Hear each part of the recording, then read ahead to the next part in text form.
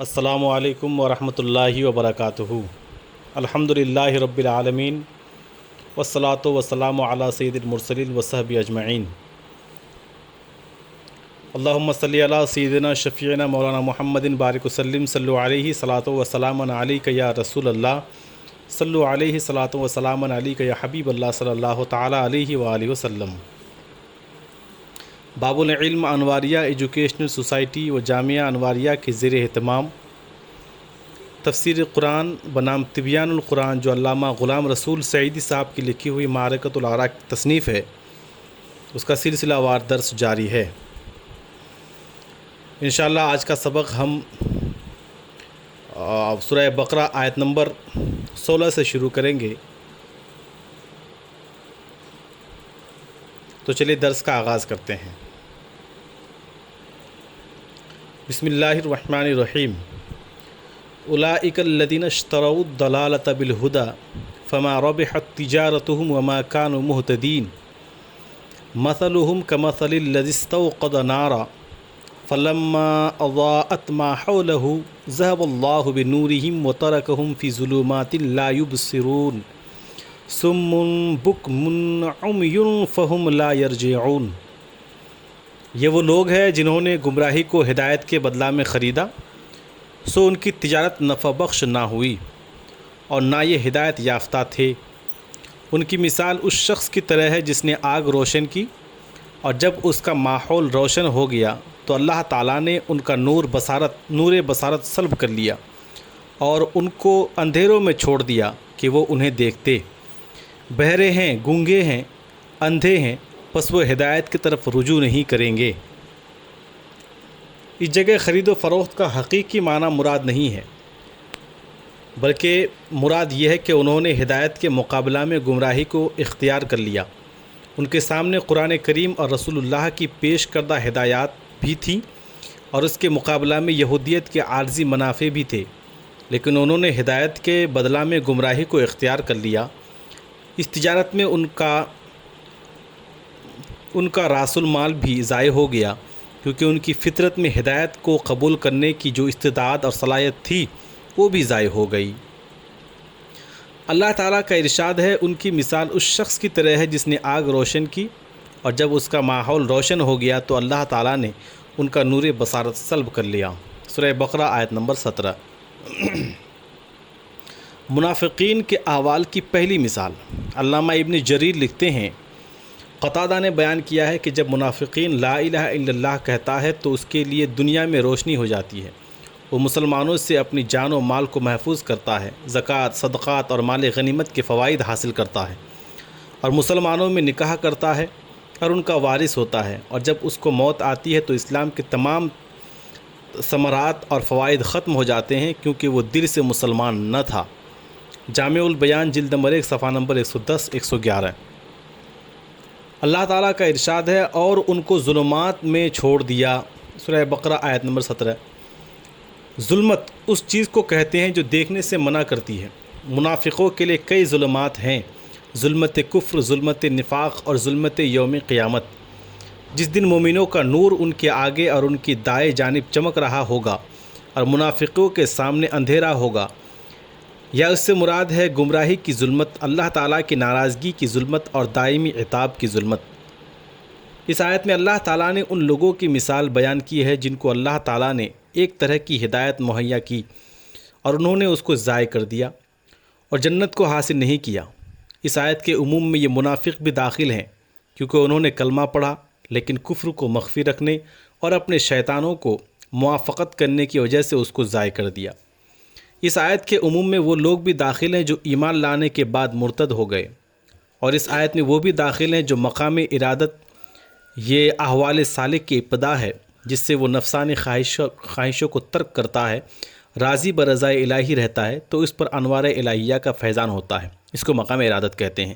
تو وہ مقام ارادت پر فائز ہوتے ہیں، اور اس سے اگلے مقام محبت کا دعویٰ کر بیٹھتے ہیں، تو مقام ارادت کا نور بھی جاتا رہتا ہے۔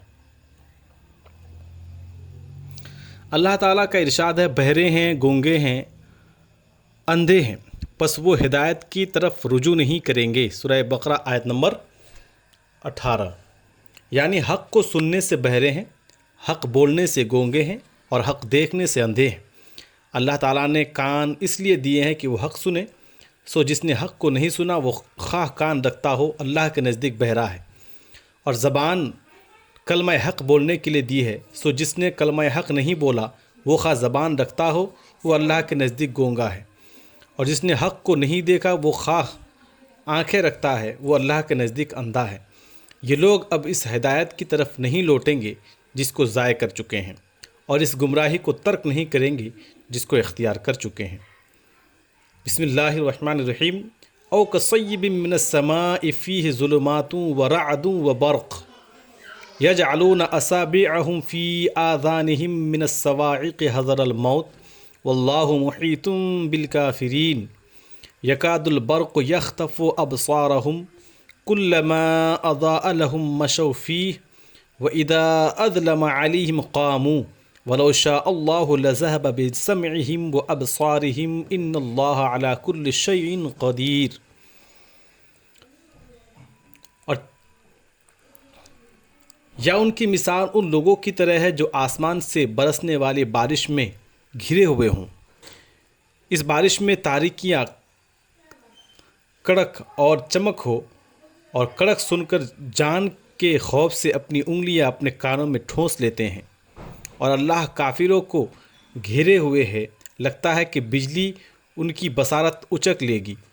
جب بھی ان کے لیے بجلی چمکتی ہے تو وہ اس میں چلنے لگتے ہیں، اور جب ان پر اندھیرا چھا جاتا ہے تو کھڑے رہ جاتے ہیں، اور اگر اللہ چاہتا تو ان کی سماعت اور بصارت کو سلب کر لیتا۔ یقیناً اللہ ہر چیز پر قادر ہے۔ منافقین کے احوال کی دوسری مثال۔ امام ابن جریر طبری اس آیت کے شان نزول میں اپنی اسانید کے ساتھ حضرت ابن عباس، حضرت ابن مسعود وغیرہ ہما سے روایت کرتے ہیں، اہل مدینہ سے دو منافق رسول صلی اللہ تعالی وسلم کے پاس سے مشرکین کی طرف بھاگے تو ان کو اس بارش نے آ لیا جس کا اللہ تعالیٰ نے ذکر فرمایا ہے۔ اس میں شور، گرج اور کڑک تھی، اور بجلی چمک رہی تھی، اور جب بھی بجلی زور سے کڑکتی تو وہ موت کے ڈر سے کانوں میں اپنی انگلیاں ٹھونس لیتے، اور جب بجلی چمکتی تو وہ اس کی روشنی میں چلتے، اور جب اندھیرا چھا جاتا تو کھڑے رہ جاتے۔ وہ کہنے لگے کہ کاش صبح ہو جائے تو ہم پھر سیدنا محمد صلی اللہ تعالی علیہ وسلم کے پاس چلے جائیں۔ پھر جب صبح ہوئی تو وہ آپ کے پاس آئے اور خلوص دل سے اسلام لے آئے، اور انہوں نے نیکی کے ساتھ اسلام کے احکام پر عمل کیا۔ اللہ تعالیٰ نے مدینے کے منافقوں کی مثال ان دو منافقوں کے ساتھ دی ہے جو مدینہ سے نکلے تھے۔ منافق جب نبی صلی اللہ تعالی وسلم کی مجلس میں حاضر ہوتے تو وہ اس خوف سے اپنے کانوں میں انگلیاں ٹھونس لیتے کہ مبادا نبی صلی اللہ تعالی علیہ وسلم پر ان کے متعلق کوئی کلام نازل ہوا ہو، یا ان کی کوئی بات پکڑی گئی ہو اور ان کو قتل کرنے کا حکم دیا جائے۔ جس طرح بارش میں گھرے ہوئے ان دو منافقوں نے اپنے کانوں میں انگلیاں ٹھونس لی تھی، اور جب فتوحات اسلام کی وجہ سے ان کو بہت زیادہ مال غنیمت ملا اور ان کے ہاں اولاد ہوئی تو وہ اسلام پر کچھ قائم ہوئے اور کہنے لگے کہ سیدنا حضرت محمد صلی اللہ تعالی علیہ وسلم کا دین حق ہے۔ جس طرح وہ دو منافق بجلی کی روشنی میں چل پڑتے تھے، اور جب کسی مصیبت کی وجہ سے ان کا مال اور اولاد ہلاک ہو جاتے پھر کفر کی طرف لوٹ جاتے اور کہتے کہ یہ دین سیدنا محمد صلی اللہ تعالی علیہ وسلم کی وجہ سے ہے۔ جس طرح جب بجلی چمکتی اور اندھیرا چھا جاتا تو دو منافق کھڑے رہ جاتے تھے۔ جامع البیان جلد نمبر 1 صفحہ نمبر 119۔ دونوں مثالوں کا تجزیہ۔ پہلی مثال ان لوگوں کی ہے جو دل میں قطعی منکر تھے اور کسی دنیاوی غرض اور مصلحت کی وجہ سے مسلمان بن گئے تھے، اور یہ دوسری مثال ان منافقین کی ہے جو شک اور تذبذب میں مبتلا تھے۔ زکوٰۃ اور مال غنیمت کو تو دلی رغبت سے قبول کرتے، لیکن اسلام کی خاطر جہاد کی آزمائشوں کو قبول کرنے کے لیے تیار نہ تھے۔ آیا عہد رسالت کے بعد منافقوں کا وجود ہے یا نہیں؟ منافقوں کا وجود صرف رسول اللہ صلی اللہ تعالی علیہ وسلم کی حیات ظاہری ہی میں ممکن تھا۔ یہ آپ ہی کا منصب تھا کہ آپ وحی الہی سے یہ بتائیں کہ فلاں شخص منافق ہے، اور اب جب کہ وحی منقطع ہو چکی ہے تو اب کسی شخص کے متعلق یہ کہنا ممکن نہیں ہے کہ وہ منافق ہے، کیونکہ رسول اللہ صلی اللہ تعالیٰ علیہ وسلم کے سوا کوئی شخص قطعی طور پر کسی کے دل کے حال پر مطلع نہیں ہو سکتا، لہٰذا جو شخص اسلام کو ظاہر کرے گا وہ مسلمان ہے، اور جو کفر کو ظاہر کرے گا وہ کافر ہے، اور جو اسلام سے کفر کی طرف لوٹ جائے گا وہ مرتد ہے، اور جو شخص اپنے کفریہ عقائد پر اسلام کا ملمہ چڑھائے گا وہ زندیق ہے، اور حقیقی منافق کوئی نہیں ہے۔ البتہ جو شخص بے عمل ہو اس کو عمل کے اعتبار سے منافق کہا جاتا ہے۔ اللہ تعالیٰ کا ارشاد ہے، یقیناً اللہ تعالیٰ ہر شے پر قادر ہے۔ سورہ بقرہ آیت نمبر 20۔ شے کے معنی میں اہل سنت اور معتزلہ کا اختلاف۔ شے کے معنی میں معتزلہ اور اہل سنت کا اختلاف ہے۔ معتزلہ کے نزدیک شے کا معنی ہے جس کا موجود ہونا صحیح ہو، یہ معنی واجب اور ممکن دونوں کو شامل ہے۔ معتزلہ کے نزدیک شے کی دوسری تعریف یہ ہے کہ جس چیز کا معلوم ہونا صحیح ہو یا جس چیز کی خبر دینا صحیح ہو، اور یہ معنی واجب، ممکن اور ممتنع تینوں کو شامل ہے، اور جبکہ واجب اور ممتنع تحت قدرت نہیں ہے، اس لیے ہر تقدیر پر معتزلہ کو شے کے ساتھ ممکن کی قید لگانی پڑے گی، یعنی اللہ ہر شے ممکن پر قادر ہے۔ اہل سنت کے نزدیک شے موجود کے ساتھ خاص ہے، کیونکہ شے مصدر ہے، اگر یہ بمعنی اس میں فاعل ہے یعنی شاء، تو اس وقت یہ واجب کو بھی شامل ہوگا، جیسا کہ اس آیت میں ہے، قل ای شیء اکبر شہادۃ قل اللہ، آپ کہیے سب سے بڑی گواہی کس کی ہے؟ آپ کہیے اللہ۔ شے کا دوسرا معنی ہے مشی، وجود، جس کا وجود چاہا گیا ہو، یعنی مشی و وجود ہی، جس کا وجود چاہا گیا ہو، یا اس وقت بمعنی مفعول ہو، اس کا معنی ہو جو موجود ہو، خواہ حال میں خواہ استقبال میں۔ ان اللہ خالق کل شیء، اللہ ہر شے کا خالق ہے، اور ان اللہ علی کل شیء قدیر میں شے بمعنی موجود ہے۔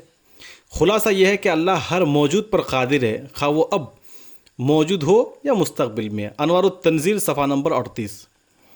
اللہ تعالیٰ کے کلام میں کذب کا محال ہونا۔ بعض لوگ اللہ تعالیٰ کے کلام میں کذب کے امکان کے قائل ہیں، وہ کہتے ہیں کہ اللہ تعالیٰ ہر شے پر قادر ہے اور کذب بھی ایک شے ہے، لہذا اللہ تعالیٰ کذب پر بھی قادر ہے۔ اس کا جواب یہ ہے کہ ہم بیان کر چکے ہیں کہ شے کا معنی موجود ہے، خواہ حال میں یا استقبال میں۔ اگر تم اس آیت سے اللہ تعالیٰ کے کذب پر استدلال کرتے ہو تو صرف کذب کا امکان لازم نہیں آئے گا، بلکہ یہ لازم آئے گا کہ اللہ تعالیٰ حال یا استقبال میں بالفعل کاذب ہو۔ معاذ اللہ اس کا کوئی بھی قائل نہیں ہے۔ مخالفین کا دوسرا اعتراض یہ ہے کہ زید کو اپنے کذب پر قدرت ہے۔ اب اگر خدا کو اپنے کذب پر قدرت نہ ہو تو زید کی قدرت خدا کی قدرت سے بڑھ جائے گی۔ اس کا جواب بطور نقص اجمالی یہ ہے کہ اس طرح تو یہ بھی کہا جا سکتا ہے کہ زید کو اپنے عدم پر قدرت ہے، مثلا وہ خودکشی کر لیں۔ اب اگر خدا کو اپنے عدم پر قدرت نہ ہو تو زید کی قدرت خدا سے بڑھ جائے گی، تو خدا کا معدوم ہونا بھی ممکن ہو گیا، اور جس کا عدم ممکن ہو وہ ممکن ہوتا ہے، واجب نہیں ہوتا۔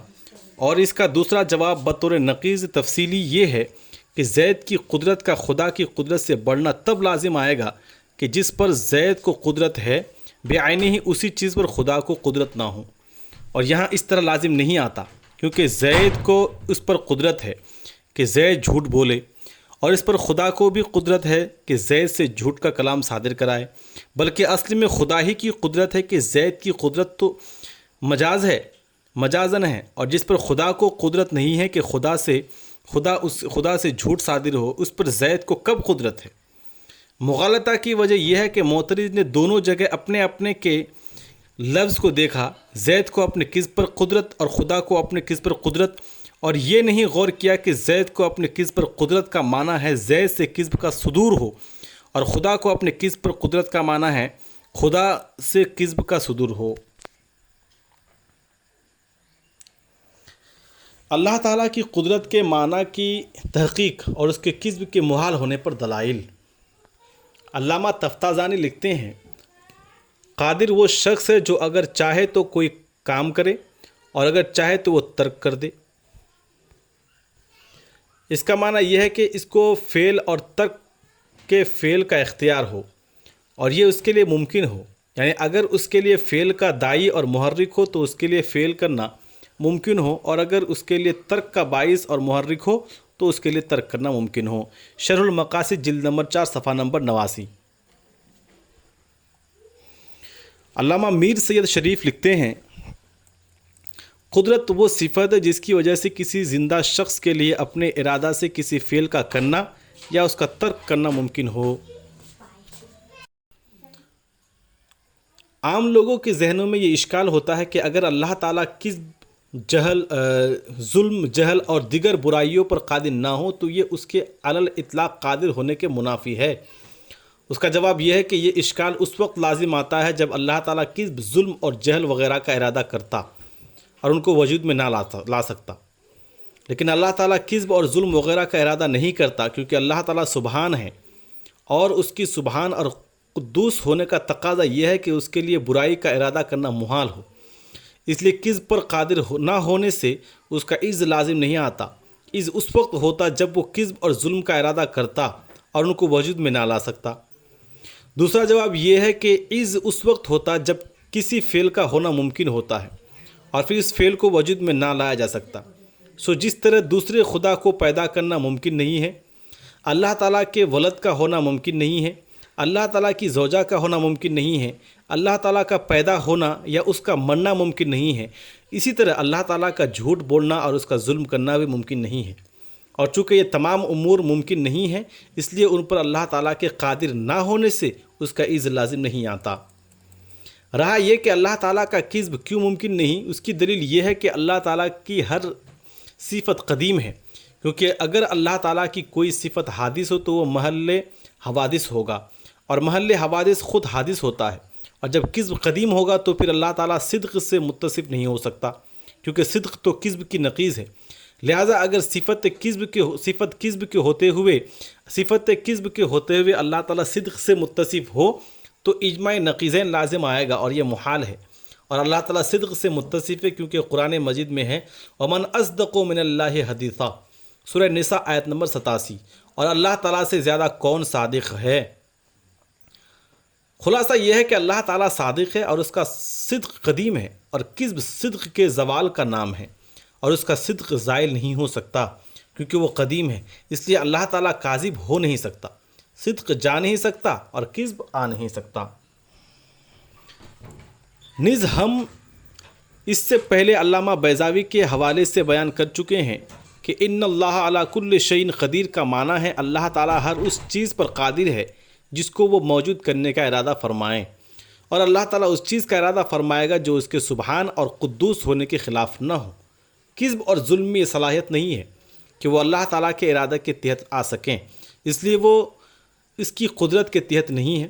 جیسے بالاتفاق اللہ تعالیٰ کے شریک کو پیدا کرنا اللہ تعالیٰ کے ارادہ اور اس کی قدرت کے تحت نہیں ہے۔ بسم اللہ الرحمن الرحیم۔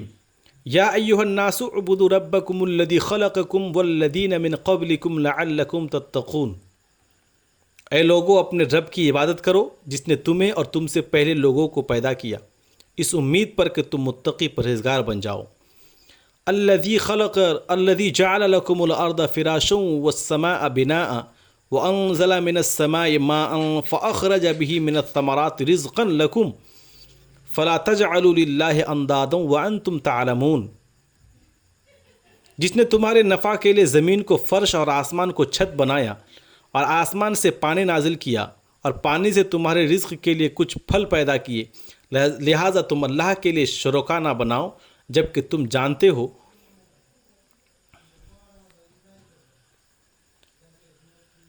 ربط آیات اور التفات کے فوائد۔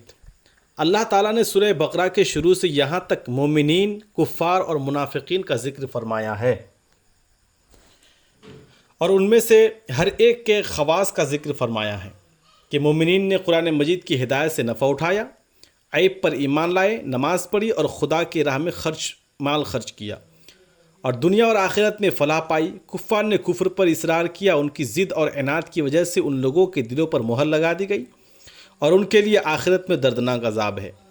اور منافقین نے اپنے کفر کو مخفی رکھا اور اپنے ذوب میں خدا، رسول اور مومنوں کو دھوکہ دیا، پھر ان کی خصوصیات کے متعلق وہ بلیغ مثالیں بیان فرمائیں۔ اس کے بعد اللہ تعالیٰ نے تمام گروہوں کو اے لوگوں فرما کر خطاب کیا اور ان سب کو عبادت کرنے کا حکم دیا۔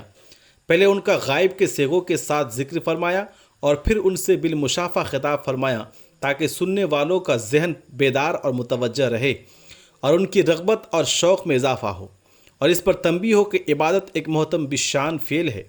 اس لیے اللہ تعالیٰ نے تمام لوگوں سے مخاطب ہو کر ان کو عبادت کرنے کا حکم دیا ہے تاکہ خطاب کی لذت سے عبادت کی مشقت اور کلفت جاتی رہے۔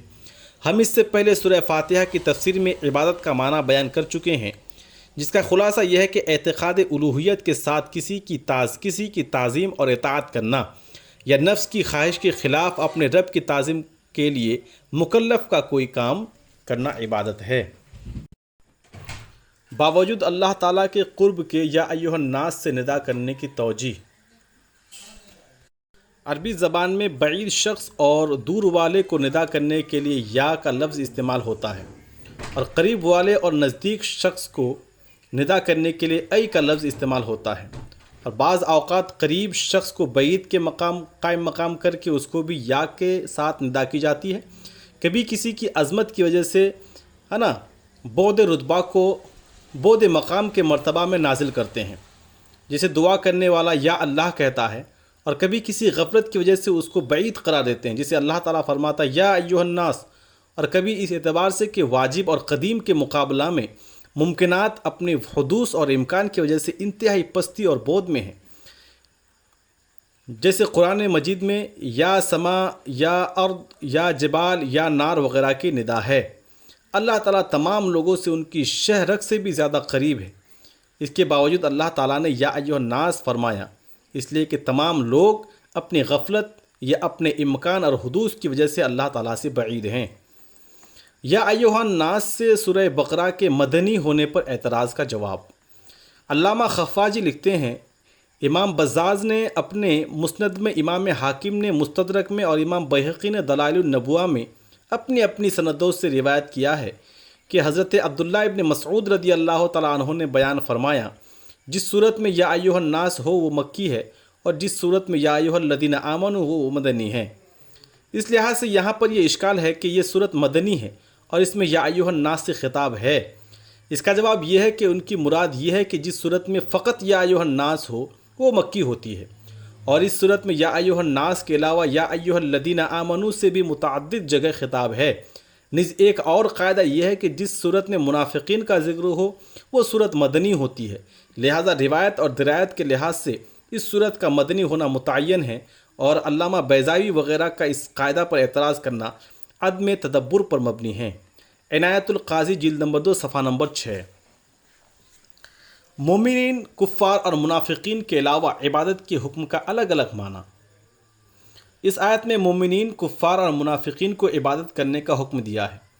مومنین کو عبادت کے حکم کا یہ معنی ہے کہ وہ زیادہ عبادت کریں یا دائماً عبادت کریں اور عبادت پر ثابت قدم رہیں، اور منافقین کو عبادت کے حکم کا معنی یہ ہے کہ وہ نفاق کو ترک کر کے اخلاص سے عبادت کریں، اور کفار کو عبادت کے حکم کا معنی یہ ہے کہ وہ ایمان لانے کے بعد عبادت کو شروع کریں، کیونکہ جو کام کسی چیز پر موقوف ہو تو اس کام کا حکم دینا اس کو مستلزم ہے کہ پہلے اس چیز کو حاصل کرو پھر اس کام کو کرو۔ جس طرح کسی شخص کو نماز کا حکم دینا اس کو مستلزم ہے کہ وہ پہلے وضو کرے اور پھر نماز پڑھے، اسی طرح کفار کو عبادت کا حکم دینا اس کو مستلزم ہے کہ وہ پہلے اللہ تعالیٰ کی وحدانیت پر ایمان لائے اور پھر اس کی عبادت کرے۔ آج کا ہمارا یہ سبق صفحہ نمبر 298 سے شروع ہوا اور 304 پہ ختم ہوا۔ السلام علیکم ورحمۃ اللہ۔